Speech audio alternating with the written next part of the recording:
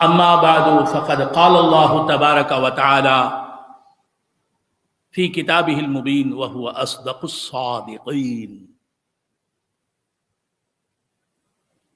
الله لا اله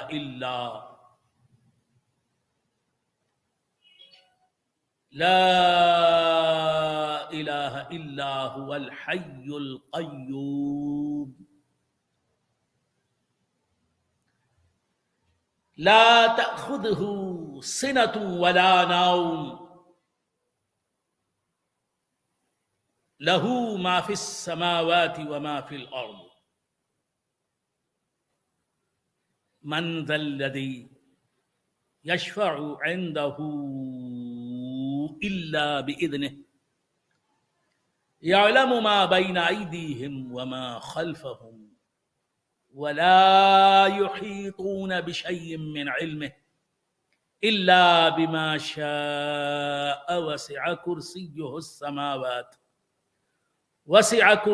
السماوات والأرض ولا يؤوده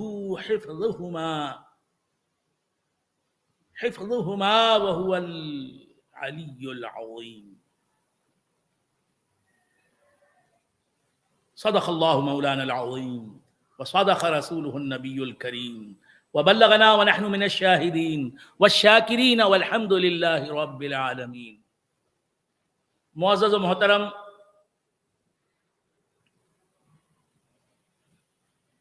حاضرین و ناظرین، اللہ تعالیٰ کا بے انتہا فضل و کرم ہے کہ اس نے ہمیں سرکار دو عالم نور مجسم صلی اللہ تعالی علیہ وآلہ واصحابہ وسلم کی امت میں پیدا فرمایا اور ہمیں آپ کا امتی ہونے کا فخر عطا فرمایا. حق تعالی ارشاد فرماتا ہے اپنے کلام معجز نظام میں، اللہ لا الہ الا ہو، اللہ وہی ہے جس کے سوائے کوئی الہ نہیں، یعنی معبود نہیں، یعنی عبادتوں کے نذرانے وصول کرنے اور قبول کرنے کی اہلیت رکھنے والا نہیں.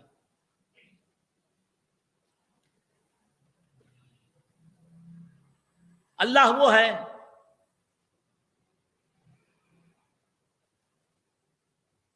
جس کے سوائے کوئی مستحق عبادت نہیں.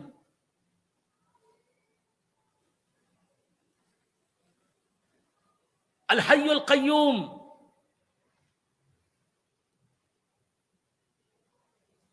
وہ زندہ ہے اور قائم بخود ہے. حقیقی معنوں میں زندہ وہی ہے اور وہ قائم ہے، موجود ہے تو خود سے قائم ہے اور خود سے موجود ہے. اور اسے قائم کرنے والا اور موجود کرنے والا کوئی نہیں، وہ خود سے قائم ہے، خود سے موجود ہے. اور اس کے علاوہ جتنی بھی موجودات ہیں، جتنی بھی چیزیں ہیں، ان کو موجود اسی نے کیا ہے، انہیں قائم اسی نے کیا ہے.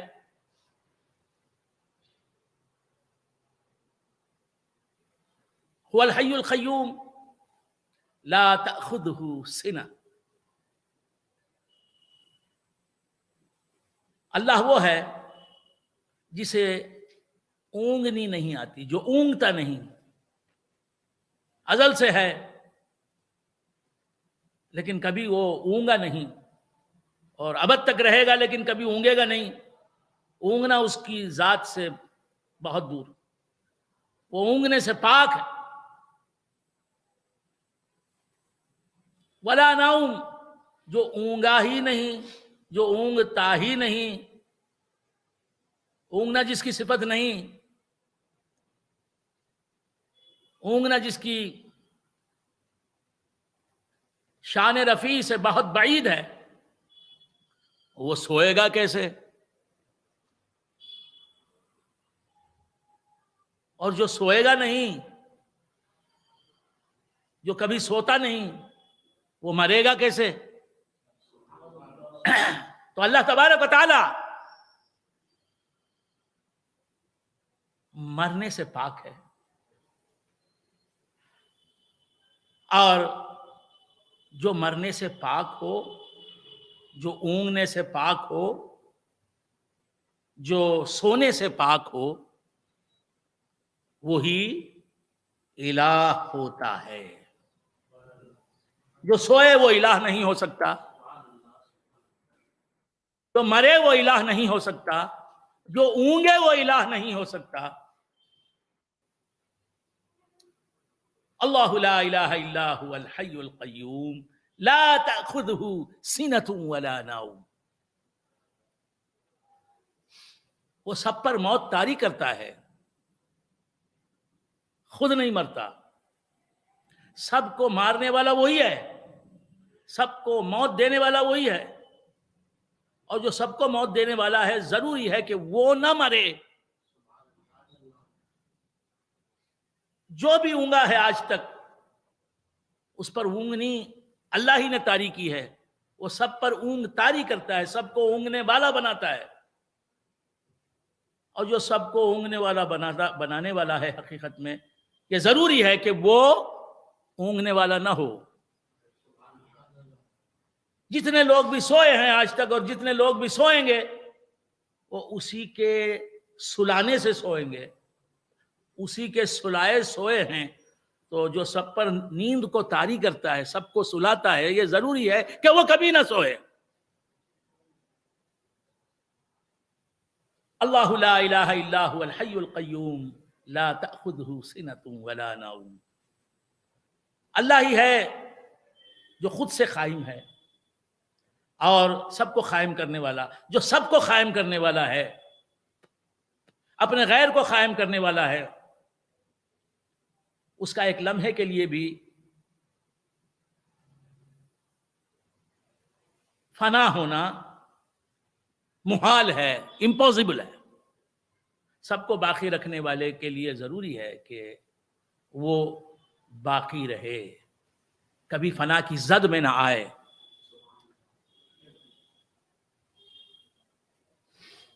اللہ لا الہ الا هو الحی القیوم، اللہ وہ ہے کہ جس کے سوائے کوئی معبود نہیں، وہی ہے حقیقی معنوں میں زندہ، اور وہی ہے قائم بخود، جو خود سے قائم ہے اور اپنے غیر کو قائم کرنے والا ہے۔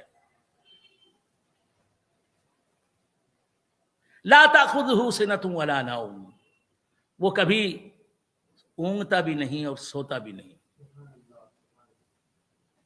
تو اللہ کی شان یہ ہے کہ وہ ہمیشہ زندہ رہنے والا ہے۔ جو ہمیشہ زندہ نہیں ہے وہ الہ نہیں ہو سکتا، معبود برحق نہیں ہو سکتا، وہ اللہ نہیں ہو سکتا۔ میرے آقا جناب مصطفیٰ صلی اللہ تعالی علیہ وآلہ وآصحابہ وسلم اللہ کی سب سے پہلی مخلوق ہیں۔ حضور انور صلی اللہ تعالی علیہ وآلہ وآصحابہ وسلم کا ارشاد مبارک ہے۔ حضور فرماتے ہیں اول ما خلق اللہ نوری، اللہ نے سب سے پہلے میرے نور کو پیدا کیا۔ تو سرور کائنات صلی اللہ علیہ وآلہ وآصحابہ وسلم اللہ کی سب سے پہلی مخلوق ہیں۔ نور محمد صلی اللہ علیہ وسلم مخلوق اول، نور محمد مخلوق اول، ذات محمد خلقت سے بہتر۔ تو سرور کونین سب سے پہلی مخلوق اللہ کی۔ حضرت جابر رضی اللہ تعالی عنہ سے حضور انور صلی اللہ تعالی علیہ وآلہ وآصحابہ وسلم نے فرمایا، اے جابر، ان اللہ قد خلق قبل الاشیاء نور نبیک من نورہ، اے جابر یقیناً اللہ تعالیٰ نے تمام مخلوقات سے پہلے، تمام مخلوقات کی تخلیق سے پہلے، تمام مخلوقات کو پیدا کرنے سے پہلے تیرے نبی کے نور کو اپنے نور سے پیدا کیا۔ تو اس حدیث مبارک سے معلوم ہوا کہ حضور سب سے پہلی مخلوق ہے خدا کی، آپ سے پہلے کوئی مخلوق پیدا نہیں ہوئی۔ تو سرکار دو عالم صلی اللہ علیہ وآلہ وآصحابہ وسلم اللہ کی سب سے پہلی مخلوق، اور حضور جب سے پیدا ہوئے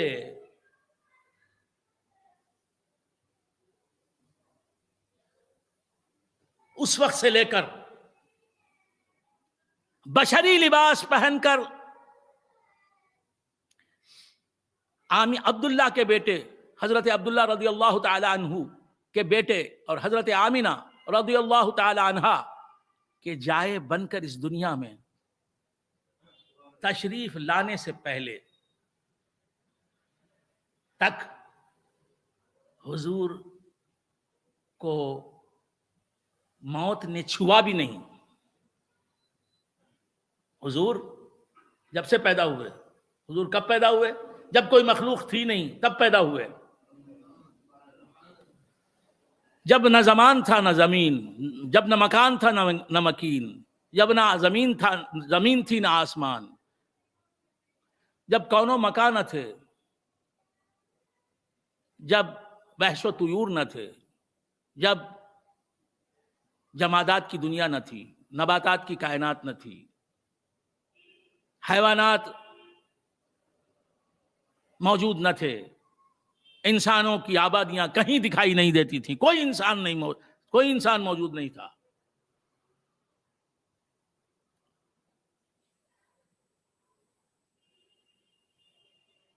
نہ عبادتیں تھیں، نہ ریاضتیں تھیں، نہ ایمان تھا۔ اللہ کی کوئی مخلوق نہیں تھی، اللہ تھا، اللہ کی ذات تھی، اس کے صفات تھے، اور کوئی چیز موجود نہیں تھی۔ اللہ نے ایک مقدس فعل انجام دیا ہے، اللہ نے ایک مقدس کام کیا، وہ کیا؟ رسول ہاشمی صلی اللہ علیہ وآلہ وآصحابہ وسلم کو جسم کے اعتبار سے نہیں، حضور کے جسم کو نہیں، بلکہ حضور کی روح کو، جسے ہم نور مصطفیٰ کہتے ہیں، اسے پیدا کیا۔ یہ کام اللہ کا پہلا کام، حضور کی تخلیق، حضور کو پیدا کرنا، حضور کو موجود کرنا، یہ اللہ تعالیٰ کا پہلا کام۔ اللہ کو حضور سے کتنا پیار ہے، اس نے ارادہ کیا تھا ازل میں کہ پیدا کروں گا پہلے تو مصطفیٰ کو پیدا کروں گا، کوئی کام کروں گا سب سے پہلے تو وہ مصطفیٰ کو پیدا کرنے کا کام کروں گا۔ کتنا پیار ہے خدا کو مصطفیٰ سے۔ تو حضور کو اللہ نے پیدا کیا، یعنی حضور کی روح کو، جسے حضور کا نور کہتے ہیں۔ میں یہ باتیں بار بار عرض کرتا ہوں، میری تقریر صرف تقریر نہیں ہوتی، میری تفسیر صرف تفسیر نہیں ہوتی، تدریس ہوتی ہے، تعلیم ہوتی ہے۔ میرے سننے والے کثرت سے مجھے اسی لیے سنتے ہیں کہ میری تقریر تصوف کی تعلیم ہوتی ہے، اسرار قرآنی، معارف قرآنیہ کی تعلیم ہوتی ہے، تلقین ہوتی ہے۔ تو بندگان خدا، عرض کر رہا تھا کہ حضور جب سے ہیں تب سے، حضور سب سے پہلی مخلوق، جب کچھ بھی نہیں تھا، نہ کسی کا جسم تھا، نہ کسی کا دل تھا، نہ کسی کی روح تھی، اس وقت روح مصطفیٰ پیدا ہوئی۔ جب کوئی مخلوق اللہ کا نور کہلانے والی مخلوق نہیں تھی، جب کوئی مخلوق میں خدا کا نور نہیں تھا، مخلوقات میں تب حضور کا نور پیدا ہوا. تو حضور نور کے اعتبار سے سب سے پہلے پیدا ہوئے، اور اس وقت سے لے کر دعائے خلیل و نوید مسیحا ہوا پہلوئے آمینہ سے ہویدا. مکے کی مقدس سرزمین میں حضرت بی بی آمینہ رضی اللہ تعالی عنہا کے بطن مبارک سے پیدا ہونے تک حضور سے موت وابستہ نہیں ہوئی. پھر آپ نے 63 سال کی زندگی گزاری، بے مثل زندگی، بے مثال زندگی، لاجواب زندگی، عدیم النظیر زندگی، فقید المثال زندگی. کسی مخلوق کی زندگی حضور کی 63 سالہ زندگی کی طرح دکھائی نہیں دیتی. تاریخ کے آئینے میں ہم دیکھتے ہیں بے مثل زندگی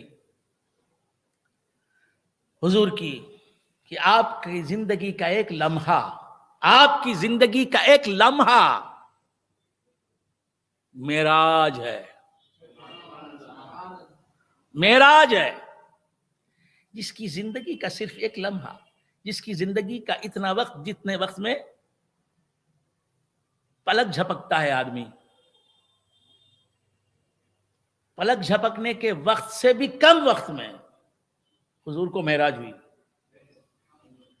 تو حضور کی زندگی کا مختصر سے مختصر حصہ معراج ہے. تو پوری زندگی حضور کی کیا ہوگی؟ معراج ہی معراج ہوگی. ایسی معراج ہے حضور کی زندگی جسے ہم سمجھ بھی نہیں سکتے. بس حضور کی زندگی کے ایک مختصر سے حصے کو، ایک مختصر سے وقت کو ہم معراج سمجھتے ہیں. ہمارے علم میں ہے کہ وہ معراج ہے.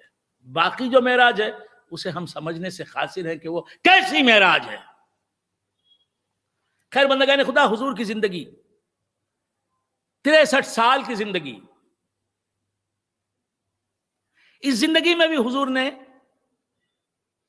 کبھی موت کو محسوس نہیں فرمایا. حضور پر موت طاری نہیں فرمائی اللہ نے، حضور پر وفات طاری نہیں کی اللہ تعالیٰ نے. اس کے بعد ایک لمحہ آیا جب ایک آن کے لیے، ایک لمحے کے لیے حضور پر اللہ تعالیٰ نے موت کو طاری کیا. کیوں طاری کیا؟ یہ بتانے کے لیے اسے خدا نہ سمجھو، یہ بھی بندہ خدا ہے، خدا نہیں. ورنہ بندگان خدا، حضور کو اللہ بغیر موت دیے کے بھی زندہ رکھ سکتا تھا. بندوں کی جو زندگی ہے، اللہ کی زندگی جو اللہ کی زندگی ہے، اللہ کی صفت ہے، وہ تو اللہ کی ذات میں ہے، اللہ کی ذات سے قائم ہے. بندوں کی جو زندگی ہے جو اللہ کی مخلوق ہے، اللہ کی جو زندگی ہے وہ غیر مخلوق ہے. اور بندوں کی جو زندگی ہے، اللہ کی عطا کردہ زندگی بندوں کو جو اللہ نے دی ہے، وہ زندگی مخلوق ہے. وہ مخلوق زندگی کلو شے میں داخل ہے. انا من نور اللہ و کلو شے من نوری. اللہ، حضور فرماتے ہیں کہ میں اللہ کے نور سے پیدا ہوا، اور مخلوق جتنی بھی ہے، اللہ نے جس چیز کو بھی پیدا کیا وہ چیز میرے نور سے پیدا ہوئی ہے. تو ہماری مخلوق کی زندگی اللہ کی پیدا کردہ چیز ہے، اللہ کی مخلوق ہے، اور وہ مخلوق حضور کے نور سے مخلوق ہے. تو بندوں کی زندگی حضور کے نور سے بنی ہے، حضور کی روح سے بنی ہے، حضور کی حیات سے بنی ہے. تو حضور بندوں کی زندگی جو اللہ کی مخلوق ہے اس کی اصل ہیں، اس کے اوریجن ہیں. تو جو زندگی کی اصل ہے وہ کیسے مر جائے گا؟ حضور اللہ نے حضور پر موت طاری کی، نہ مرنے والے کو مرنے والا بنایا.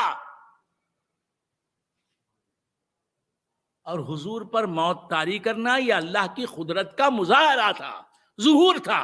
نہ مرنے والے نبی کو, ہر جینے والے کی زندگی کی اصل کہلانے والے نبی کو موت دے کے یہ بتایا کہ یہ بھی خدا نہیں. خدا جو ہے وہ حی لا یموت ہے, ایک لمحے کے لیے بھی نہیں مرتا. یہ خدا ہوتا تو یہ موت سے آشنا نہ ہوتا, اس پر موت طاری نہ ہوتی. تو حضور خدا کو خدا بتانے اور خود کو بندہ بتانے کے لیے ایک لمحے کے لیے موت سے آشنا ہوئے, موت سے وابستہ ہوئے. پھر دوسرے لمحے میں ان کو اللہ تبارک و تعالیٰ نے حسب سابق زندگی عطا فرمائی. اس زندگی سے آج بھی حضور زندہ ہے. بات سمجھ میں آ رہی ہے؟ حضور پر موت طاری ہوئی, یقیناً موت طاری ہوئی, یقیناً موت طاری ہوئی. حضور کی وفات پر ہمارا ایمان ہے, مگر حضور کی وفات اتنی مختصر کہ ایک آن میں ان پر موت طاری ہوئی. پھر دوبارہ وہ سرکار زندگی سے ہمکنار تھے, زندہ تھے سرکار. جب آپ کی نماز جنازہ پڑھنے والے نماز جنازہ پڑھ رہے تھے اس وقت حضور زندہ تھے. جب آپ کو قبر میں اتارا جا رہا تھا اس وقت میرے آقا زندہ تھے. جب آپ کی قبر شریف بنائی جا رہی تھی اس وقت حضور زندہ تھے. ایک لمحے کے لیے موت طاری ہوئی, اس کے بعد دوسرے لمحے میں میرے آقا زندہ. یہ ہے عقائد اہل سنت و جماعت, یہ ہے غوث اعظم کا عقیدہ, یہ ہے حضور غریب نواز کا عقیدہ, یہ ہے بانی جامع نظامیہ حضرت انوار اللہ فاروقی رحمۃ اللہ علیہ فضیلت جنگ کا عقیدہ, یہ ہے مولانا روم کا عقیدہ, یہ ہے غوث پاک کا عقیدہ, یہ امام اعظم کا عقیدہ, یہ ہے حافظ جلال الدین سیوطی رحمۃ اللہ علیہ کا عقیدہ. تو بندگان خدا عرض کر رہا تھا کہ سرکار دو عالم صلی اللہ علیہ وآلہ وآصحابہ وسلم وہ حیات جو اللہ کی مخلوق ہے اس حیات کی اصل ہیں. تو حضور بغیر موت کے زندہ رہ سکتے تھے. ایک لمحے کے لیے جو ان پر موت طاری ہوئی ہے بتانے کے لیے کہ حضور بندے ہیں. اور پھر اتنا مختصر موت کیوں طاری کی؟ 10 سال کے لیے حضور پر موت طاری کر دیتا اللہ تعالیٰ, 15 سال کے لیے اللہ تعالیٰ حضور پر موت طاری کر دیتا. نہیں کیا, بس ایک لمحے کے لیے. ایسا کیوں کیا؟ اس لیے کہ اللہ کی نعمتیں اللہ کی بارگاہ سے لے کر مخلوق خدا میں تقسیم کرنا ان کا کام. اگر وہ 10 برس تک موت سے وابستہ رہیں, اگر وہ 10 برس تک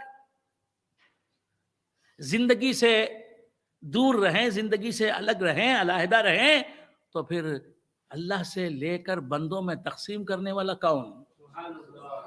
اللہ سے حیات لے کے بندوں میں حیات بانٹنے والا کون؟ اللہ سے علم لے کے بندوں میں تقسیم کرنے والا علم اور کون حضور کے سوا؟ اگر حضور 10 سال تک موت کی آغوش میں استراحت فرماتے تو اللہ سے اس کی مختلف نعمتیں, حیات, علم, ارادہ, قدرت, سماعت, بصارت, کلام, حیا, عفت, پاک دامنی, تقوی, طہارت, شرافت, نجابت, للہیت, حقانیت, علم, عمل, ولایت, کرامت, خطبیت, بدلیت, یہ سب نعمتیں لے کے لوگوں میں تقسیم کون کرتا؟ دینے والا بھی ایک ہے اور اللہ سے لے کے بندوں میں تقسیم کرنے والا وہ بھی ایک. وہ کون ہے؟ جناب محمد رسول اللہ صلی اللہ علیہ وآلہ وسلم. انما انا خاسم واللہ یعطی. حضور فرماتے ہیں کہ میں تقسیم کرنے والا اور اللہ دینے والا. اللہ کا دینا بندوں سے وابستہ نہیں ہوتا جب تک کہ رسول اللہ سے لے کے بندوں میں تقسیم نہ کریں.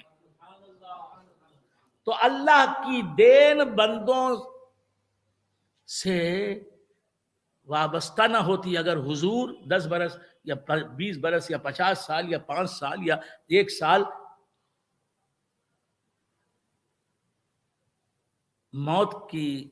موت کے ساتھ ہوتے, زندہ نہ رہتے.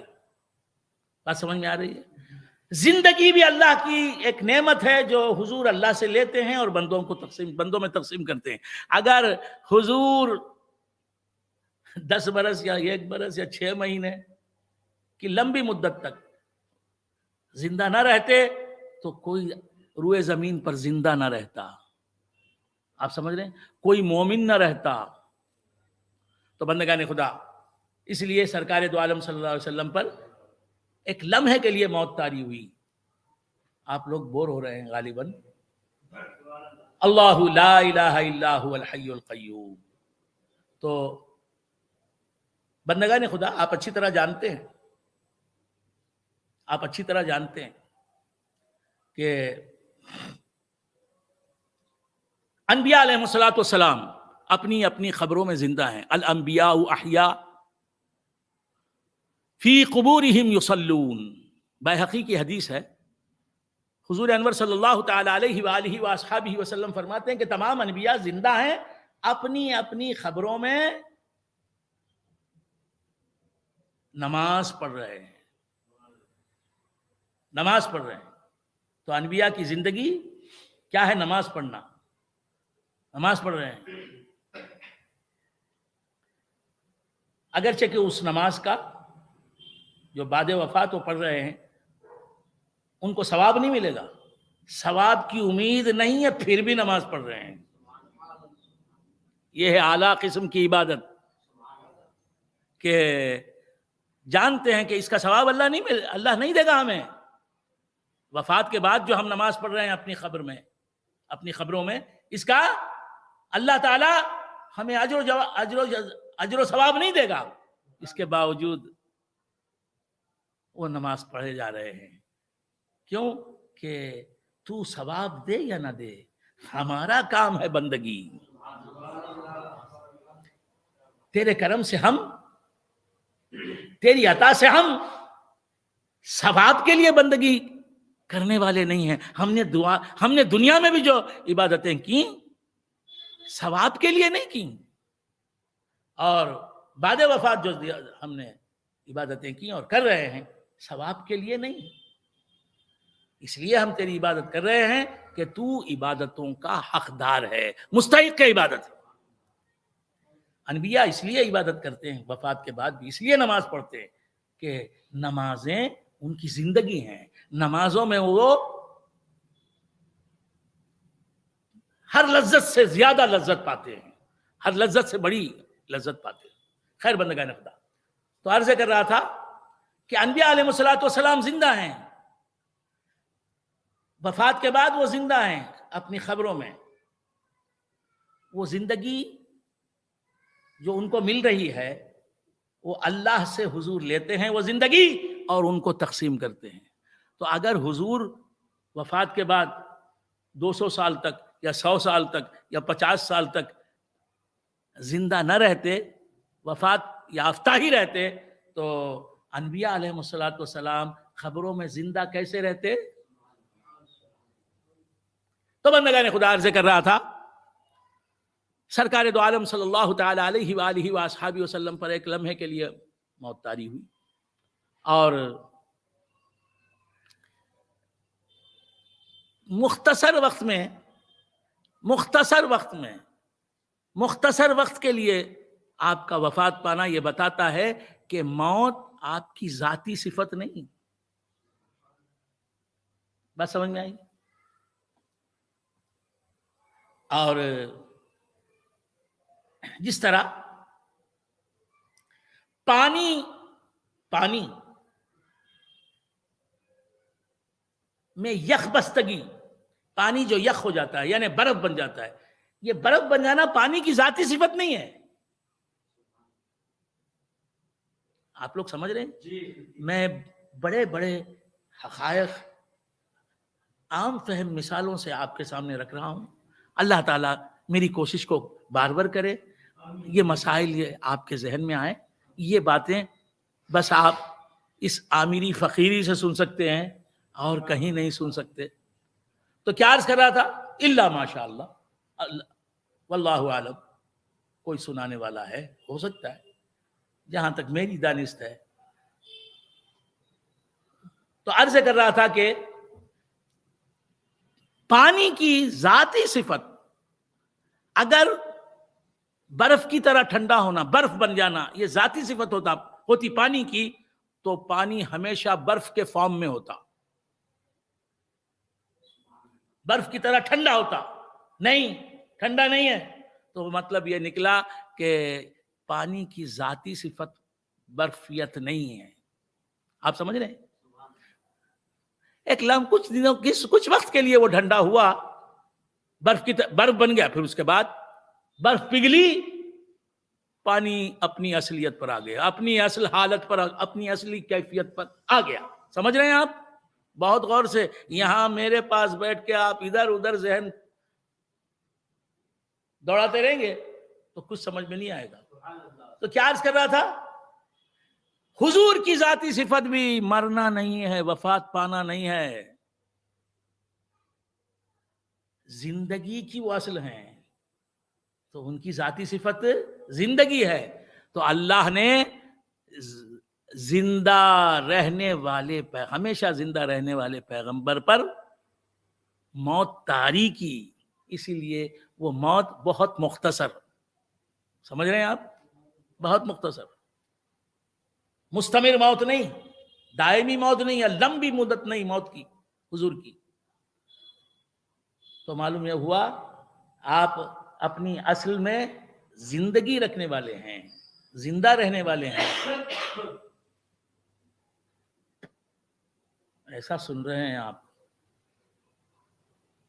کہ بڑی طبیعت خوش ہو رہی ہے.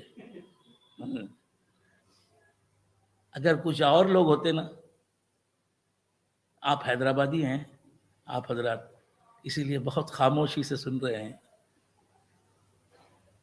میرے بنگلور کے سننے والے ہوتے تو چھت اڑ جاتی اللہ حوال کی. تو کیا عرض کر رہا تھا، بھول گئے آپ حضرات؟ جہاں بھی میرے سننے والے ہیں وہ حزن اندوز ہوتے ہی ہوں گے، لطف اندوز ہوتے ہی ہوں گے. تو عرض کر رہا تھا کہ سرکار دو عالم نور مجسم صلی اللہ تعالی علیہ وآلہ وآصحابہ وسلم مختصر لمحے کے لیے وفات پاتے ہیں، یہ بتانے کے لیے کہ میں حقیقت میں مرنے والا نہیں، زندہ رہنے والا اور زندگی بانٹنے والا ہوں. جسے بھی زندگی ملی میرے ہاتھوں سے ملی ہے. حضور کے نور سے پیدا ہونے والے، حضور کے نور سے پیدا ہونے والے حضرت خضر علیہ السلام، جمہور علماء یہ مانتے ہیں کہ وہ جب سے پیدا ہوئے ہیں اس وقت سے لے کے اب تک زندہ ہیں. حضور کے نور کی ایک کرن، حضور آفتاب ہیں، اس کی ایک کرن، اس کی ایک رے، اس کی ایک شعاع حضرت خضر ہیں. وہ شعاع جو ہے اب تک بجھی نہیں، وہ کرن حضور کے نور سے جو بنی ہے وہ زندگی ہے خضر کی، وہ زندگی اب تک ختم نہیں ہوئی.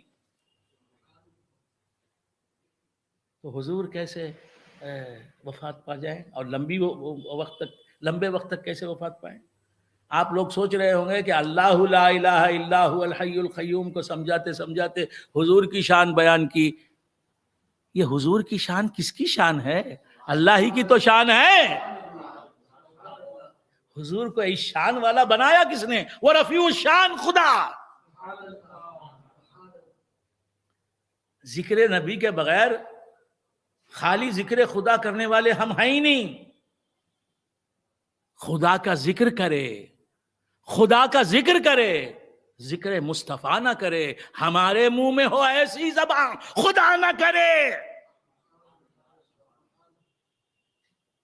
تو بندگان خدا، حضور کا ذکر خدا کا ہی ذکر ہے. آپ حضور کے ذکر کو صرف حضور کا ذکر سمجھ رہے ہیں تو آپ نے اسلامیات پڑھے نہیں،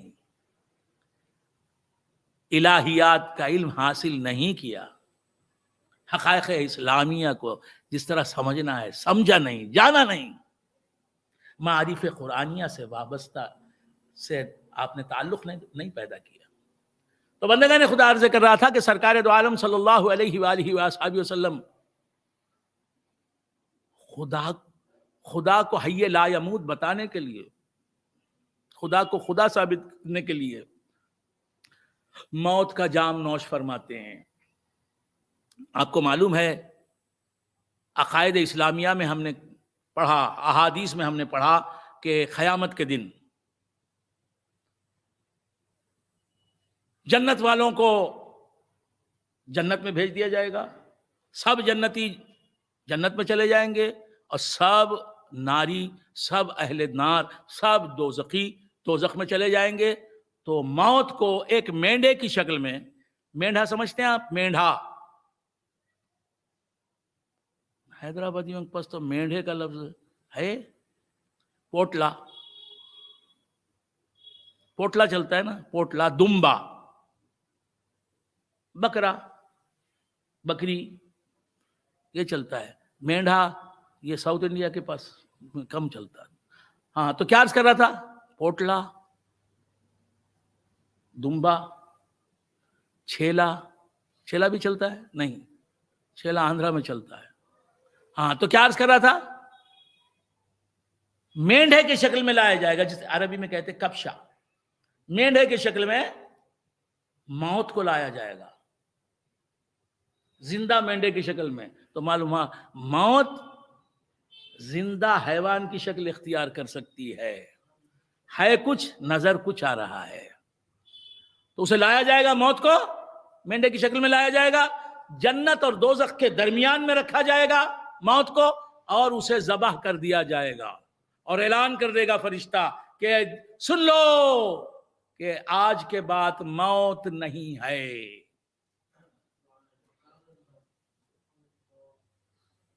تم سب کو اب، اے لوگو تم سب کو اب ہمیشہ ہمیشہ زندہ رہنا ہے.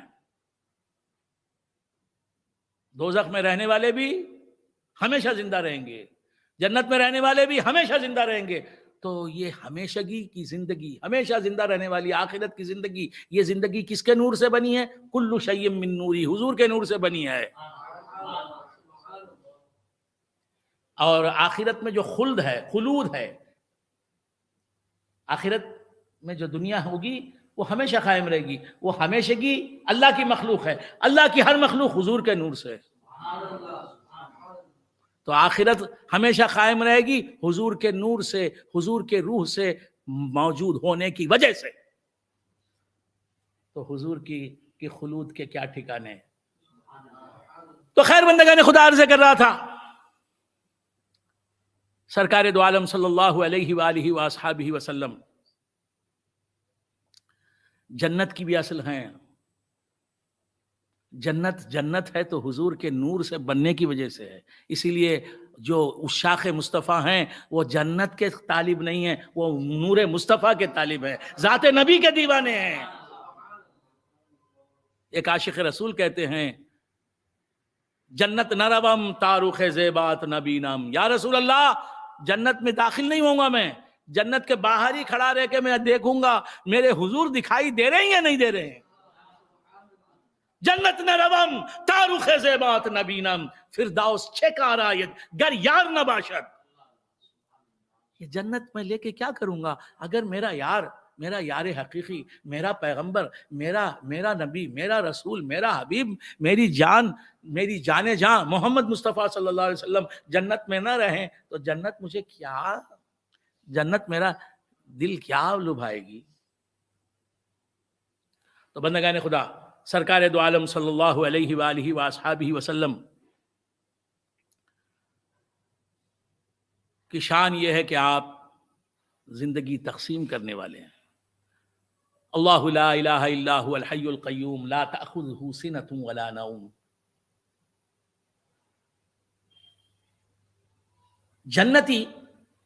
جنتی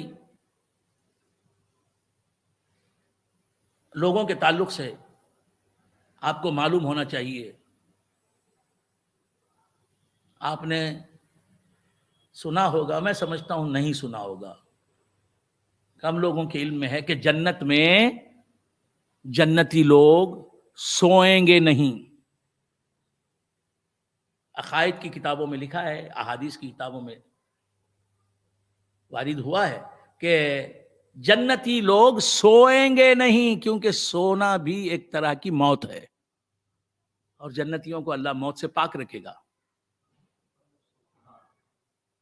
سمجھ رہے ہیں آپ؟ تو حضور، اللہ تو سوتا نہیں، لا تاخذہ سنہ، وہ اونگتا بھی نہیں، وہ سوتا بھی نہیں، لیکن رسول خدا صلی اللہ علیہ وسلم سوتے ہیں. یہ بتانے کے لیے میں خدا نہیں، اگر میں خدا ہوتا تو نہ سوتا، میں سو رہا ہوں. بات سمجھ میں آ رہی ہے؟ تو سرکار دو عالم صلی اللہ علیہ وسلم سوتے ہیں، مگر سوتے ہوئے بھی اللہ کے جلوے دیکھ رہے ہوتے ہیں. سوتے ہوئے بھی اللہ کے جلووں کا مشاہدہ کر رہے ہوتے ہیں. لہذا وہ سو کر بھی آنکھوں سے سوتے ہیں اور دل کی آنکھوں سے جاگ رہے ہوتے ہیں. اسی لیے حضور نے فرمایا تنام عینایا ولا ینام قلبی، میرے سر کی آنکھیں سوتی ہیں، میرے دل کی آنکھیں جاگ رہی ہوتی ہیں. کیونکہ خدا کو یہ پسند نہیں کہ میں نیند کی حالت میں اس کے جلووں کا دیدار نہ کروں، کیونکہ اس کے جلوے ہیں میری آنکھوں کے لیے، اور میری آنکھیں ہیں اس کے جلووں کے لیے. خدا کی ذات ہے نبی کے لیے، نبی کی ذات ہے خدا کے لیے.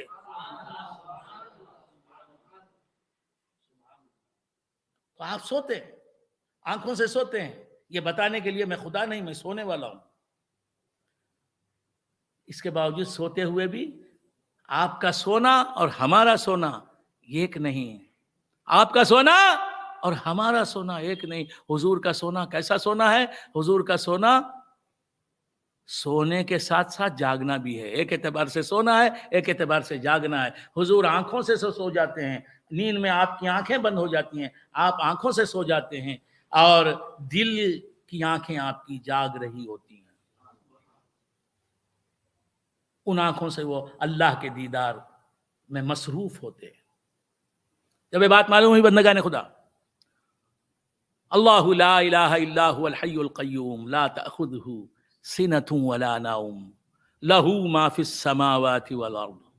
تو جو لوگ بتوں کو خدا مانتے ہیں، کسی انسان کو خدا مانتے ہیں، انہیں یہ سوچنا چاہیے کہ یہ تو سونے والا ہے، یہ کیسے خدا ہو سکتا ہے؟ یہ اونگنے والا ہے، یہ کیسے خدا ہو سکتا ہے؟ بات سمجھ میں آ رہی ہے؟ جو سوتا نہیں، جو اونگتا نہیں، وہ ہے خدا. لا تأخذہ سنۃ ولا نوم لہ ما فی السماوات والارض. اللہ تعالیٰ فرماتا ہے کہ اللہ کی شان یہ ہے، اللہ جو ہے وہ معبود برحق ہے، سچا خدا ہے، سچا معبود ہے. اور اس کی شان کیا ہے؟ لہ ما فی السماوات والارض. آسمانوں اور زمین میں جتنی بھی چیزیں ہیں وہ اسی کی ہیں، اسی کی ہیں. آسمانوں اور زمین میں جتنی بھی چیزیں ہیں، ساتوں سمندر، یہ بہتے دریا، یہ ریگزار، یہ کوہستانی سلسلے، یہ درخت، یہ ہریالیاں، یہ موسم بہار، یہ موسم خزاں، یہ راتیں، یہ دن، یہ وحش و طیور، یہ 7 کانٹیننٹس، یہ موسم گرما، یہ جاڑوں کا موسم، یہ گرمی، یہ سردی، یہ حرارت، یہ یبوست، یہ رطوبت، یہ آبشاروں کا شور، یہ چشموں کا ترنم، شمس و قمر کی تلاتیں، لیل و نہار کی گردشیں، حسینوں کا حسن، جمیلوں کا جمال، عبادت گزاروں کی عبادتیں، مرتاض لوگوں کی ریاضتیں، ولیوں کی ولایت،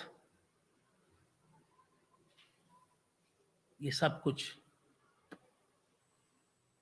یہ انسانات، یہ حیوانات، یہ نباتات، یہ جمادات، یہ فرشتے، یہ جنات، یہ سب اللہ کی پراپرٹی ہیں، اللہ کی ملک ہیں. ان کا مالک حقیقی اللہ ہے. لہو ما فی السماوات والارض. لہو یہ متعلق ہے معافی السماوات والارض کے بعد آنا چاہیے، لیکن کسی ضرورت کے تحت اسے پہلے لایا گیا۔ کیوں لایا گیا؟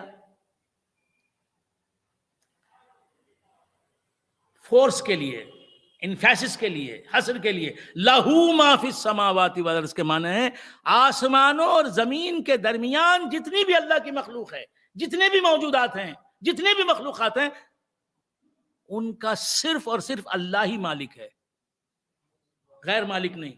مطلب مالک حقیقی ان کا اللہ ہی ہے۔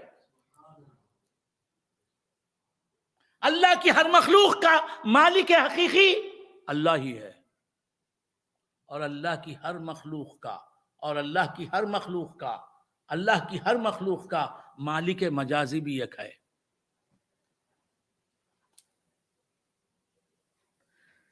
یا اللہ، سبحان اللہ، سبحان اللہ،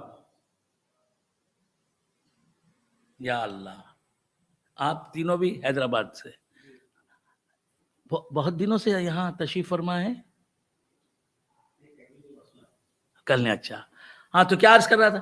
یہ کون سے سلسلے کے؟ اچھا، ہاں، تو کیا عرض کر رہا تھا؟ سلسلہ عامریہ سے وابستہ ہے، تو بہت غور سے سنیں۔ اسے کہتے ہیں علم، اسے کہتے ہیں تفسیر عامری۔ یہ باتیں بہت ضروری ہیں، جتنی بھی باتیں میں نے کی ہیں، جتنی بھی باتیں۔ اب تو ہر کس و ناکس بولنے لگا ہے، اور آتا جاتا کچھ نہیں۔ پڑھے نہ لکھے نام محمد فاضل، حیدرآباد میں بولتے ہیں پڑھے نہ لکھے نام محمد فاضل۔ بہت سے لوگ ایسے ہیں کہ یوٹیوب ان کا ہے، لاکھوں ویورز ہیں، لاکھوں فالوئرز ہیں، لاکھوں فینز ہیں، کوئی بھی ٹیوب لائٹ نہیں ان کا، سب فینز۔ تو کیا عرض کر رہا تھا؟ لیکن گمراہی پھیلا رہے ہیں، گمراہی پھیلا رہے ہیں۔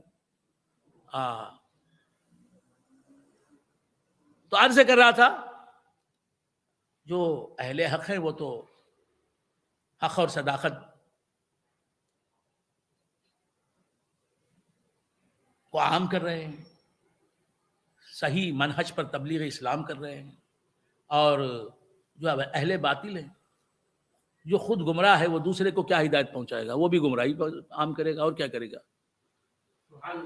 گلاب مہکے گا تو سب کے مشام جہاں معطر ہو جائیں گے، اور بدبو گلاب کی خوشبو پیش کرے گی؟ وہ گلاب کی خوشبو پھیلائے گی؟ نہیں، عفونت، بدبو پھیلائے گی۔ گلاب کی خوشبو تو بدبو سے نہیں نکلے گی، غلاظت سے نہیں نکلے گی۔ تو کیا عرض کر رہا تھا؟ بھول گئے آپ حضرات؟ لہو ما فی السماوات والارض۔ تو اللہ تبارک و تعالی اپنی ہر مخلوق کا مالک حقیقی ہے، اور حضور اللہ کی ہر مخلوق کے مالک مجازی ہیں۔ کیوں حضور اللہ کی ہر مخلوق کے مالک مجازی؟ زمین اللہ کی مخلوق، حضور اس کے مالک مجازی۔ آسمان اللہ کی مخلوق، حضور اس کے مالک مجازی۔ شمس اللہ کی مخلوق، حضور اس کے مالک مجازی۔ چاند اللہ کی مخلوق، حضور اس کے مالک مجازی۔ ہوا اللہ کی مخلوق، حضور اس کے مالک مجازی۔ موسم اللہ کی مخلوق، حضور اس کے مالک مجازی۔ حضرت آدم اللہ کی مخلوق، حضور ان کے مالک مجازی۔ حضرت شیس اللہ کی مخلوق، حضور ان کے مالک مجازی۔ حضرت ادریس اللہ کی مخلوق، حضور ان کے مالک مجازی۔ تمامی انبیاء اللہ کی مخلوق، حضور ان کے مالک مجازی۔ حضرت جبرائیل کے مالک حضور، حضرت اسرافیل کے مالک حضور، حضرت اسرائیل کے مالک حضور، حضرت میکائیل کے مالک حضور۔ کون فرشتہ ہے جو مصطفیٰ کی ملک میں شامل نہیں؟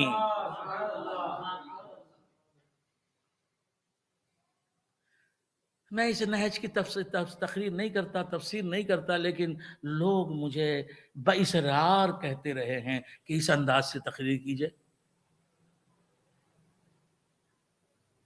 اچھی لگی اس رنگ میں تفسیر عامری کا تو یہی رنگ ہے۔ تو کیا عرض کر رہا تھا؟ اللہ جس کا مالک حقیقی،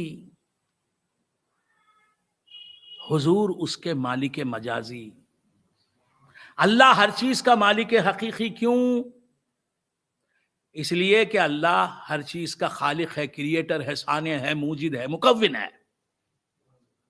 ہر چیز کو اس نے موجود کیا، عدم سے وجود میں لایا، لہذا ہر چیز اللہ کی ملک ہے، حقیقی ملک ہے، حقیقتاً اللہ کی ملکیت میں ہے، اللہ اس کا مالک حقیقی ہے۔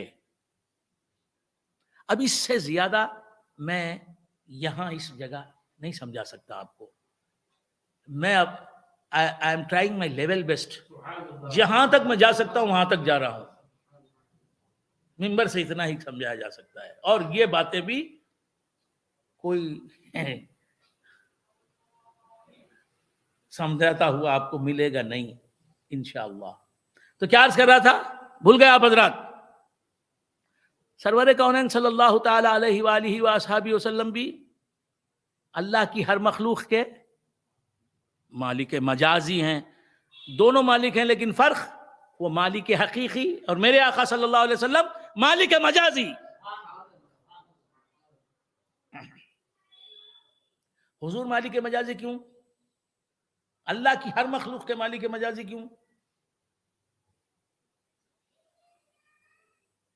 اس لیے کہ ہر چیز اللہ کی ہر مخلوق، اللہ کی ہر مخلوق حضور کے نور سے بنی ہے۔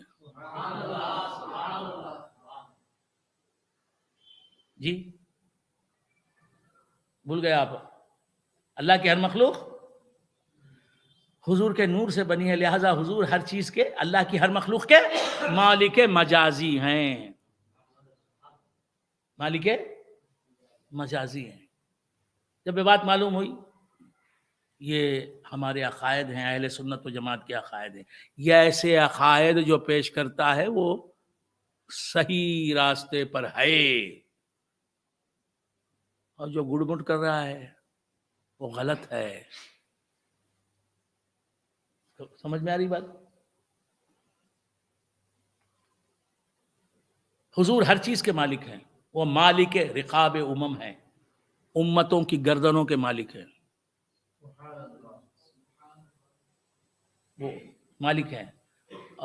اور اس بات کی دلیل قرآن سے، النبی اولا بالمؤمنین من انفسہم، نبی ایمان والوں کی جانوں سے زیادہ ایمان والوں کے مالک ہیں۔ ایمان والے خود، ایمان والوں کی جانیں یعنی ایمان والے خود اپنے اتنے مالک نہیں جتنے نبی ان کے مالک ہیں۔ میں اپنا اتنا مالک نہیں جتنا نبی مالک ہے۔ مطلب کیا؟ اللہ کے اعتبار سے اللہ مالک حقیقی، حضور مالک مجازی، اور میرے اعتبار سے حضور مالک حقیقی، میں مالک مجازی۔ یہ ہیں عقائد اہل سنت و جماعت۔ اس تسبیح کا میں مالک ہوں، اس تسبیح کا میں مالک ہوں، میرے اعتبار سے میں مالک مجازی، اور حضور اس کے میرے اعتبار سے حضور مالک حقیقی۔ پھر اللہ کے اعتبار سے اس تسبیح کے حضور مالک مجازی، اللہ مالک حقیقی۔ اللہ کے اعتبار سے ہر چیز کے وہ مالک مجازی، اور بندوں کے اعتبار سے حضور ہر چیز کے مالک حقیقی۔ کچھ غلط ہے؟ غلط ہے؟ غلط ہے کوئی بولے تو انشاءاللہ صبح ہو جائے گی، میں سمجھانے سے تھکوں گا نہیں۔ آج کی تفسیر کا رنگ ہی نرالا ہے۔ اللہ لا الہ الا هو الحی القیوم لا تأخذہ سنۃ ولا نوم۔ اللہ کو اونگنی بھی نہیں آتی، نیند بھی نہیں آتی۔ لہو ما فی السماوات والارض، اللہ تعالی اپنی ہر مخلوق کا، یہاں ما فی السماوات والارض کہا گیا ہے، آسمانوں اور زمین کے درمیان جتنی بھی چیزیں ہیں ان سب کا مالک اللہ ہی ہے، اللہ ہی ہے، حسر کے ساتھ بیان کیا تو معلوم یہ ہوا کہ اللہ ہی ہے، مالک سے مراد اللہ ہی مالک حقیقی ہے۔ اور اللہ ہی مالک حقیقی ہے بولنے کا مطلب کیا؟ کوئی اور ایک بھی مالک ہے۔ یہاں آسمانوں اور زمین کا اللہ ہی مالک ہے کہا گیا، آسمانوں اور زمین کے درمیان میں جتنی مخلوق ہے اللہ کی، اس مخلوق کا اللہ ہی مالک ہے کہا گیا۔ تو اس سے یہ مطلب لینا چاہیے کہ اللہ کی ہر مخلوق کا اللہ ہی مالک حقیقی ہے۔ اللہ کی ہر مخلوق صرف آسمانوں اور زمین کے درمیانی نہیں. تو اللہ کی ہر مخلوق کا اللہ ہی مالک حقیقی ہے، اللہ ہی مالک حقیقی ہے. یہ کہنے سے کیا سمجھنا چاہیے کہ اللہ کے سوائے بھی اللہ کی ہر مخلوق کا کوئی مالک ہے. اسی لیے کہا گیا کہ اللہ ہی مالک حقیقی ہے اللہ کی ہر مخلوق کا. تو اللہ کے سوائے اللہ کی ہر مخلوق کا کوئی مالک ہے. وہ کون ہے؟ جو اللہ کے بعد تمام مخلوقات میں افضل ہے. یا صاحب الجمال و یا سید البشر من وجهک المنیر لقد نور الخمر لا يمكن الثناء كما كان حقه بعد از خدا بزرگ توئی. قصہ مختصر. حضور انور صلی اللہ تعالی علیہ وآلہ وآصحابہ وسلم اللہ تبارک و تعالی کی ہر مخلوق کے مالک مجازی ہیں. کیوں مالک مجازی ہیں؟ اس لیے کہ حضور ہی کے نور سے اللہ کی ہر مخلوق پیدا ہوئی ہے. مالک مجازی ہیں. اب میری ملک میں آ رہا ہوں منزل پر. میری ملک میں بہت سی چیزیں ہیں. میرا ایک اپنا گھر ہے اور اس میں بہت سی چیزیں ہیں جن کا میں مالک مجازی ہوں، اور میرے حضور ان سب چیزوں کے مالک حقیقی ہیں میرے اعتبار سے، اور اللہ کے اعتبار سے مالک مجازی ہیں. بھیا دیکھیں کوئی بات میری جی سبحان اللہ سبحان اللہ. کوئی بات میری خلاف کتاب و سنت نظر آئے تو بول دے. الحمدللہ نہیں بول سکیں گے، آپ نہیں بول سکیں گے. میری تقریریں الحمدللہ میرے پیران پیر کے فیضان سے، میرے پیر خواجہ فقیر نواز علیہ الرحمہ کے فیضان سے، ان کی تربیت سے الحمدللہ علماء واچ کرتے ہیں، الحمدللہ پسند فرماتے ہیں علماء کرام. تو عرض کر رہا تھا کہ سرکار دو عالم نور مجسم صلی اللہ تعالی علیہ وآلہ وآصحابہ وسلم اللہ کی ہر چیز کے مالک مجازی ہیں. وہ اللہ کے اعتبار سے اور مخلوقات کے اعتبار سے مالک حقیقی ہیں. اس لیے کہ حضور کے نور سے ہر چیز بنی ہے. اور میری ملک اور حضور کی ملک میں فرق. میرے گھر میں کچھ چیزیں ہیں جو میری ملک میں ہیں، جیسے یہ تسبیح میری ملک میں ہے، یہ ٹوپی میری ملک میں ہے، یہ لباس میری ملک میں ہے. میرا گھر پورے کا پورا میرے ملک میں ہے. اور جناب میرے گھر میں جو 2 ویلرز ہیں وہ میرے ہیں، میری ملک میں. اور میرے گھر میں کار ہے تو وہ میری ملک میں ہے. الماریاں ہیں میری ملک میں ہیں، کتابیں ہیں میری ملک میں ہیں، برتن میرے گھر میں میری ملک میں ہیں، پنکھے میری ملک میں ہیں، ٹیوب لائٹس میری ملک میں ہیں، خمخمے میری ملک میں ہیں، جو زیور ہے وہ میری ملک میں ہے. یہ بولنے کے لیے کوئی زیور میری ملک میں ہے ہی نہیں الحمدللہ. تو کیا عرض کر رہا تھا؟ میری ملک میں کوئی زیور نہیں ہے الحمدللہ. تو کیا عرض کر رہا تھا؟ میری ملک میں بہت سی چیزیں ہیں، وہ سب چیزیں میرا عکس دکھاتی نہیں.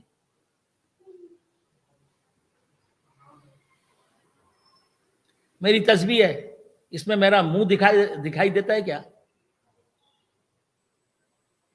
آنکھ چشم ہو تو آئینہ خانہ ہے دہر، چشم ہو تو آئینہ خانہ ہے دہر، منہ نظر آتا ہے دیواروں کے بیچ. میر تقی میر کہتا ہے. کیا کہتا ہے؟ اس انداز سے کہتا ہے. میرا بڑا فیوریٹ شاعر ہے. کہتا ہے کہ بہت بڑا شاعر ہے اردو کا، ایک لحاظ سے ادبی لحاظ سے، فنی لحاظ سے، شاعری کے فن کے اعتبار سے کوئی اس سے بڑا شاعر تھا ہے نہ، شاید ہوگا بھی نہیں. کہتا ہے کہ چشم ہو تو، آنکھ ہو تو، عرفان والی آنکھ ہو تو، شہود والی آنکھ ہو تو، چشم ہو تو آئینہ خانہ ہے دہر. آئینہ خانہ آپ سمجھتے ہیں کسے کہتے ہیں؟ وہ جگہ جہاں آئینے ہی آئینے نصب ہو جائیں، سامنے بھی آئینے، پیچھے بھی آئینے، دائیں بھی آئینے، بائیں بھی آئینے، اسے شاید لافنگ گیلری کہتے ہیں. آئینہ خانے، آئینہ خانہ، ہر طرف آئینے ہی آئینے. میر تقی میر کہتا ہے کہ آنکھ ہو تو آئینہ خانہ ہے دہر. پوری دنیا آئینے ہی آئینے ہیں، پوری دنیا میں اور کوئی چیز ہے ہی نہیں. دنیا کی ہر چیز آئینہ ہے. اس میں منہ نظر آتا ہے، کسی کے حسین چہرے، کسی کے مقدس چہرے، کسی کے مبارک چہرے، کسی کے بے مثل چہرے کا عکس دکھائی دیتا ہے دنیا کی ہر چیز میں. لیکن دیکھنے والی آنکھیں چاہیے. آنکھ والا تیرے جلووں کا تماشا دیکھے، دید آئے کور کو کیا آئے نظر کیا دیکھے. تو میری چیزوں میں، میرے گھر میں جو چیزیں ہیں جو مجھے بلونگ کرتی ہیں، جن کو میں اون کرتا ہوں، ان چیزوں میں کوئی چیز مجھے دکھاتی نہیں، میرا عکس دکھاتی نہیں. بس ایک آئینہ ہے، میرر، کناڑی، عربی میں مرآت، فارسی میں آئینہ، ترکی میں پائینہ، ہندی میں آرسی، تمل میں کناڑی. کتنی اچھی صوتیات ہیں، کانوں میں رس گھول رہی ہیں. کناڑی. ہاں تو کیا عرض کر رہا تھا؟ کناڑی. ہاں تو کیا عرض کر رہا تھا؟ سبحان اللہ. بہت وقت ہو گیا آپ کا، میرے ویورز تھک گئے ہوں گے. کیسی کیسی باتیں کر رہا ہے یہ. ایسی باتیں سننے کی فرمائش کرتے ہیں آپ حضرات، اور کرتا ہوں تو تھک جاتے ہیں. تو کیا عرض کر رہا تھا، بھول گئے آپ حضرات؟ تو ایک آئینہ ہے میرے گھر میں، میرے کمرے میں نصب ہے، لگا ہوا ہے. وہ بس مجھے اپنا چہرہ دیکھنا ہوتا ہے تو بس اس آئینے کے سامنے جاتا ہوں، اور کہیں نہیں. دیواریں مجھے اپنا چہرہ نہیں دکھاتی، کتابیں مجھے اپنا چہرہ نہیں دکھاتی. دکھاتا ہے تو آئینہ دکھاتا ہے. یہ ہماری ملکیت، حضور کی ملکیت میں سب کا ہے. اللہ کی ہر مخلوق حضور کی ملک میں ہے. ان کی ملکیت، ان کے حق میں کیا ہے؟ ہر شے جو حضور کے نور سے بنی ہے، چونکہ حضور کے نور سے بنی ہے، چونکہ حضور کے نور سے بنی ہے، لہذا حضور کے جمال کا عکس وہ دکھاتی ہے. میری ملکیت میں جو چیزیں ہیں، میری ملکیت مجازیہ میں، میری ملکیت غیر حقیقیہ میں جو چیزیں ہیں، وہ میرا جمال نہیں دکھاتی، میری صورت کا عکس نہیں دکھاتی، اس لیے کہ وہ مجھ سے نہیں بنی ہیں. میں ان کی اصل نہیں، میرے نور سے وہ بنی نہیں، میرا تو نور ہے ہی کہاں. لیکن ہر چیز جو حضور کی ملکیت میں ہے وہ حضور کے نور سے بنی ہے، لہذا ہر چیز آئینہ جمال مصطفیٰ بنی ہوئی ہے. جو شے تیری نگاہ سے گزرے، جو شے تیری نگاہ سے گزرے، درود پڑھ. سرکار آصف غازی پوری رحمت اللہ علیہ فرماتے ہیں، جو شے تیری نگاہ سے گزرے درود پڑھ، ہر جزو و کل ہے مظہر انوار مصطفیٰ.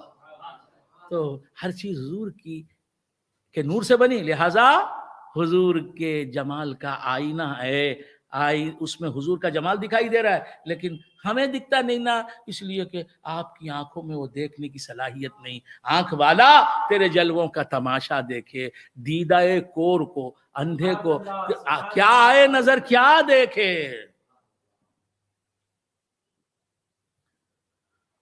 سمجھ میں آ رہی بات؟ تو سرکار دو عالم صلی اللہ علیہ وآلہ وآلہ وسلم کا جمال دکھاتی ہے.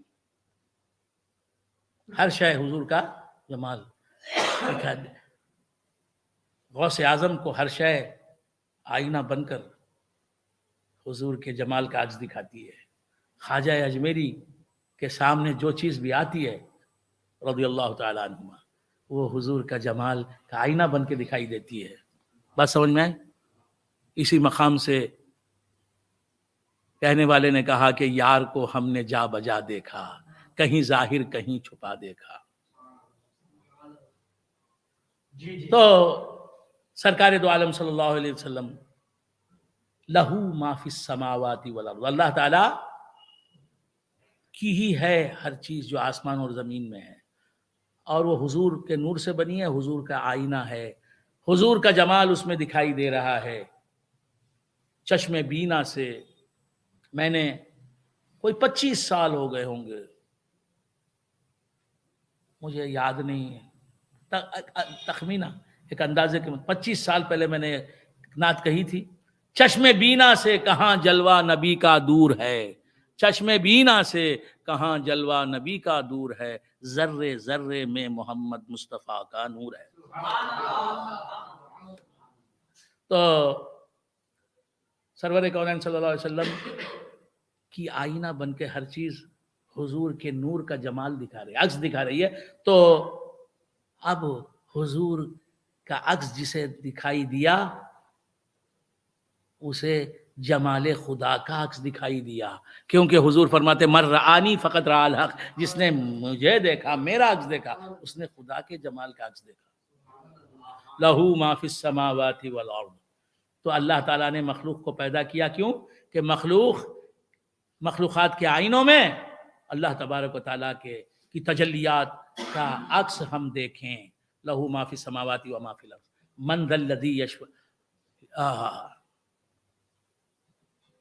الذی یشفع عنده الا باذنہ یعلم ما بین ایدیہم وما خلفہم اللہ لا الہ الا هو الحی القیوم لا تأخذہ سنۃ ولا نوم لہ ما فی السماوات والارض وسع کرسیہ لہ ما فی السماوات وما فی الارض من ذا الذی یشفع عنده الا باذنہ یعلم ما بین ایدیہم وما خلفہم ولا یحیطون بشیء من علمہ الا بما شاء وسع کرسیہ السماوات والارض۔ اللہ تعالیٰ کی کرسی آسمانوں اور زمین سے زیادہ وسیع ہے۔ اس بات پہ میں تقریر ختم کر رہا ہوں۔ سامعین اگر اجازت دیں 5 منٹ میں 5 منٹ آپ کا وقت لوں گا، بہت وقت ہو گیا۔ وسع کرسیہ السماوات والارض، اللہ تعالیٰ کی کرسی آسمانوں اور زمین سے زیادہ وسیع ہے، براڈ ہے۔ آسمان اور زمین اتنے وسیع نہیں ہیں جتنے اللہ کی کرسی۔ یہ کرسی کیا ہے؟ تحمل النصوص علی ظواہرها، نصوص کو ان کے ظاہری معنوں پر لینا چاہیے۔ کرسی سے کرسی کے معنی کرسی، اللہ نے ایک مخلوق پیدا کی ہے، ایک عظیم مخلوق، نورانی مخلوق۔ اب اس نور کی حقیقت کیا ہے میں بات بیان کروں گا۔ اتنا کہتا ہوں کہ اللہ نے ایک عظیم مخلوق کو پیدا کیا ہے، گریٹ مخلوق کو پیدا کیا، بہت بڑی مخلوق کو پیدا کیا جو نورانی مخلوق ہے، اس کا نام ہے کرسی، اس کا نام ہے کرسی۔ کرسی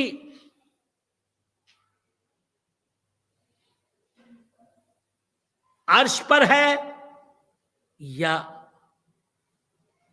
کرسی پر عرش ہے؟ 7 آسمان ہیں، 7 آسمان ہیں۔ پہلا آسمان جسے ہم دیکھ رہے ہیں زمین سے، اسے آسمان دنیا بھی کہتے ہیں، آسمان زمین بھی کہتے ہیں۔ اس کے بعد اس سے اوپر دوسرا آسمان ہے، اس کے اوپر تیسرا آسمان ہے، اس کے اوپر چوتھا، اس کے اوپر 5واں، اس کے اوپر چھٹا، اس کے اوپر 7واں آسمان۔ 7 آسمان ہیں۔ ہر آسمان سے دوسرے آسمان کے درمیان جو فاصلہ ہے، جو ڈسٹینس ہے، وہ ہے 500 میل، 500 سال کی مسافت، 500 سال کا فاصلہ۔ 7واں آسمان،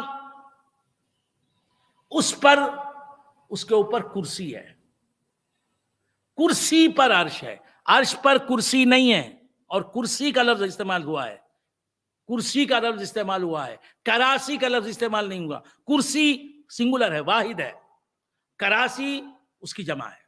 تو کرسی کا لفظ استعمال ہوا، یہ کرسی ہے، 7 کرسی، 8 کرسی، 15 کرسی نہیں، ایک کرسی ہے۔ ایک جاہل ہے، بکرا ہے، عرش پر 7 کرسیاں ہیں۔ جو عرش پر 7 کرسیاں بول رہا ہے وہ جاہل ہے، گمراہ ہے، گمراہ گر ہے، قرآن و حدیث سے وہ ثابت نہیں کر سکتا۔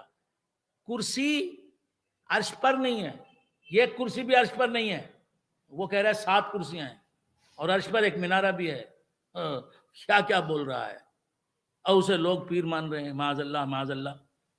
تو کیا عرض کر رہا تھا، بھول گئے آپ حضرات؟ وہ جاہل اور اجہل، جاہل ہے، جاہل گر ہے، گمراہ گر ہے، جو منہ میں آیا بولتا ہے۔ حضور غوث الثقلین رضی اللہ تعالیٰ عنہ کی شان میں گستاخی کرتا ہے۔ آپ کیسے قادری ہیں اس کی تقریر سن رہے ہیں اور اسے طریقت والا سمجھتے ہیں؟ طریقت کی تعلیمات کی ہوا بھی نہیں لگی اسے۔ بات سمجھ میں آ رہی ہے؟ وہ بولتا ہے کہ الوہیت کا ایک راز ہے، خدائی کا ایک راز ہے، جب وہ کھل جاتا ہے تو الوہیت بیکار ہے، معاذ اللہ۔ نبوت کا ایک راز ہے، رسالت کا ایک راز ہے، وہ کھل جائے تو رسالت بیکار ہے۔ ولایت کا ایک راز ہے، معاذ اللہ، 100,000 بار معاذ اللہ۔ وہ کہتا ہے ولایت کا ایک راز ہے، جب وہ کھل جاتا ہے تو ولایت بیکار ہو جاتی ہے، وہ کھل گیا تو ولایت بیکار ہے۔ استغفر اللہ، یہ کھلے کفریات ہیں۔ ان خرافات کو لوگ تصوف سمجھ رہے ہیں، پیری مریدی سمجھ رہے ہیں۔ استغفر اللہ۔ پیران پیر کو بولتا ہے وہ مولوی قسم کے آدمی تھے، استغفر اللہ، اور بولتا ہے ان سے بہت بڑے بڑے ولی بھی گزرے ہیں، معاذ اللہ، 1000 بار معاذ اللہ، 1000 بار معاذ اللہ۔ تو بندگان خدا ایسی بہت سی گمراہ کن باتیں وہ کر رہا ہے، بہت سی گمراہ کن باتیں کر رہا ہے۔ بات سمجھ میں آ رہی؟ قرآن صحیح پڑھنا نہیں آتا، بکواس بک رہا ہے۔ ہاں تو کیا عرض کر رہا تھا، بھول گیا آپ حضرات، کیا عرض کر رہا تھا؟ کرسی پر عرش ہے اور کرسی عرش سے لگی ہوئی ہے، اللہ کی ایک مخلوق ہے۔ کرسی ہے، اس کرسی کے تعلق سے ہمیں اللہ نے بتایا کہ کرسی ہے، اور اللہ کی کرسی ہے۔ اللہ کی کرسی ہے تو یہ نہ سمجھ لینا کہ اللہ اس پر بیٹھتا ہے، معاذ اللہ معاذ اللہ معاذ اللہ۔ بیٹھنے سے اللہ پاک ہے، نہ اللہ چلتا ہے، نہ اللہ جاتا ہے، نہ اللہ آتا ہے، نہ اللہ بیٹھتا ہے، نہ اللہ لیٹتا ہے، نہ اللہ سوتا ہے، نہ اللہ کھاتا ہے، نہ اللہ پیتا ہے۔ یہ سب جسم رکھنے والوں کی صفت ہے، اللہ کو جسم ہی نہیں۔ یاد رکھیں، اچھی بات، اچھی طرح یاد رکھیں، اللہ کو جسم نہیں، اللہ کو ہاتھ نہیں، اللہ کو پاؤں نہیں، جسم نہیں، جس میں جسمانیت سے پاک ہے وہ۔ تو اللہ تبارک و تعالی زندہ ہے مگر جسم کے بغیر، قلب کے بغیر، روح کے بغیر۔ اللہ دیکھتا ہے آنکھوں کے بغیر، اللہ سنتا ہے کانوں کے بغیر۔ تو بندگان خدا عرض کر رہا تھا کہ اللہ تبارک و تعالیٰ کی کرسی ہے لیکن اس پر وہ بیٹھتا نہیں۔ عرش اللہ کی مخلوق ہے لیکن عرش پر وہ بیٹھتا نہیں۔ پھر عرش کیوں بنایا؟ حضور کو بیٹھنے کے لیے، اور معراج میں بٹھایا، قیامت میں بھی بٹھائے گا۔ تو بندگان خدا عرض کر رہا تھا کہ اللہ کی کرسی ہے۔ کرسی اور آپ کو معلوم ہونا چاہیے کرسی کے 4 پاؤں ہوتے ہیں۔ کرسی کے 4 پاؤں، یہ 4 پاؤں کرسی کے کیا ہیں؟ اللہ نے اپنے بندوں کو موجود کیا ہے، قائم کیا ہے، رکھا ہے موجود، باقی رکھا ہے اور رکھے گا 4 اس کے صفات کے پرتوں سے، 4 اس کے اعتبارات کے پرتوں سے۔ اس کے ذاتی 4 اعتبارات ہیں، ان 4 اعتبارات کے پرتوں سے اللہ نے اپنے بندوں کو قائم رکھا ہے۔ اللہ کے 4 ذاتی اعتبارات کیا ہیں؟ ذات، صفات، افعال، آثار، یہ اللہ کے ذاتی اعتبارات ہیں۔ اللہ کی ذات ہے، اس کی ذات، اس کی ہستی اس کی اپنی ذاتی ہے، اس کا وجود۔ صفات، حیات اس کی، علم اس کا، ارادہ اس کا، قدرت اس کی، سماعت اس کی، بصارت اس کی، کلام اس کا، یہ اس کے صفات ہیں، یہ بھی اس کے ذاتی ہیں۔ اس کے افعال، اس کے مختلف کام اور آثار اس کے، یہ چاروں اعتبارات اس کے اندر ہیں، ذاتی ہیں، اس میں ہیں، ذاتی ہیں۔ اور ان ذاتی اعتبارات کا پرتو ہمیں بھی اس نے دیا ہے، ہم کو بھی اللہ نے ذات دی ہے۔ ہماری ذات اس کی عطا کردہ ہے، ہمارا وجود اس کا عطا کردہ ہے، ہمارے صفات اس کی دین ہے، ہمارے عطائی ہیں، ہمارے افعال، ہمارے آثار اللہ کی دین ہے۔ تو یہ چاروں اعتبارات ہمیں ملے ہوئے ہیں۔ بات سمجھ میں آ رہی ہے؟ یہ ان اعتبارات پر ہی ہماری ہستی موجود ہے. جس طرح کرسی پر بیٹھتے ہیں 4 پایوں والی کرسی پر، اسی طرح ہم ذات، صفات، افعال، آثار، یہ 4 عطائیں جو ہیں اللہ کی، ان کو کرسی بنا کے ہم بیٹھے ہوئے ہیں. اگر اللہ ذات چھین لے اور صفات چھین لے، افعال چھین لے، آثار چھین لے، تو ہمارا وجود عدم میں تبدیل ہو کے رہ جائے گا. لہ ما فی السماوات و ما فی الارض وسع کرسیہ السماوات والارض. عرش پر کرسی نہیں، کرسی پر عرش ہے. مطلب کیا؟ 4 ذاتی اعتبارات رکھنے والا خدا عرش اس کے فیض سے موجود کھڑا ہوا ہے. وہ عرش پر بیٹھتا نہیں، بلکہ اس کے 4 اعتبارات عرش کو کھڑائے ہوئے ہیں، عرش کو موجود کیے ہوئے ہیں، قائم رکھے ہوئے ہیں. میں ان باتوں پر اپنی تقریر ختم کرتا ہوں. کہنے کے لیے بہت سی باتیں ہیں، میں نے کچھ باتیں عرض کی ہیں، اور بہت سی باتیں اگر آیت الکرسی کی تفسیر اگر آپ مناسب سمجھتے ہیں تو آئندہ جاری رکھیں گے. میں سمجھتا ہوں کہ اتنی تفسیر ہی کافی ہے. انشاءاللہ پھر کسی اور عنوان پر تفسیر عامری کریں گے آئندہ ہفتے انشاءاللہ. میں اللہ تعالیٰ سے دعا کرتا ہوں کہ اللہ ہم نے جو کچھ سنا ہے اس پر اسے سمجھنے اور اسے یاد رکھنے کی ہمیں توفیق مرحمت فرما، اور اسے جو اہل ہیں ان تک پہنچانے کی توفیق مرحمت فرما. اے اللہ ہمیں تیرے حبیب پاک صاحب الاولاق صلی اللہ علیہ وآلہ وآلہ وسلم کے پیش کردہ عقائد کو اپنانے اور انہی پر زندگی بھر ثابت قدم رہنے کی توفیق مرحمت فرما. ہمیں نہ پابند نہ صوم و صلات کر ہمارے بیماروں کو شفاء کلی عطا فرما، خصوصاً ڈاکٹر سجاد ظہیر صاحب، ڈاکٹر تبسم صاحبہ، سید خضر احمد عرف المعروف باجن، اور محمد شاہ نواز UK کے رہنے والے میرے پیر بھائی، اور رضوانہ اور شاہد میرا بھائی. اے اللہ ان سب کو صحت کاملہ عاجلہ مستمرہ عطا فرما. بنگلور کے رہنے والے میرے برادر طریقت سید ابرار احمد کو بھی شفاء کلی عطا فرما. ان سب کو صحت دے، عافیت دے، صحت دے، عافیت دے، صحت دے، عافیت دے، اور ان کی عمریں دراز فرما. ایمان کامل کے ساتھ تیری مرضیات سے مالا مال زندگی کے ساتھ ہم سب کو دونوں جہاں کی کامیابیوں سے ہمکنار فرما. بجاہ سیدنا و مولانا غوث الثقلین الغوث العظم رضی اللہ تعالیٰ عنہ. سبحان ربک رب العزت عما یصفون وسلام علی المرسلین.